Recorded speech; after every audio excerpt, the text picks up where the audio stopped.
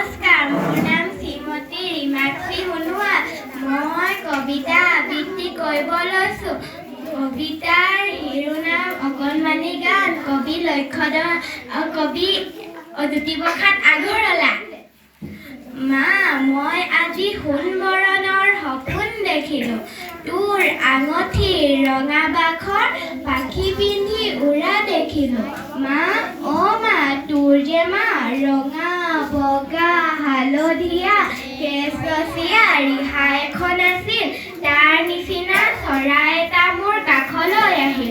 মা, মা, সি তোক বুলিলে সি কুটু কুটু কৰে, আৰু ঘূৰ বুলিলে সি লৰ মাৰি ফুৰ ফুৰকৈ উৰে। বুজিছ মা, তাৰ চকু দুটা ঠিক তোৰ আঙঠিৰ ৰঙা বাখৰ, গোটেই গাতে অঁকা বকা সোণৰ ৰূপৰ আখৰ। নমস্কাৰ।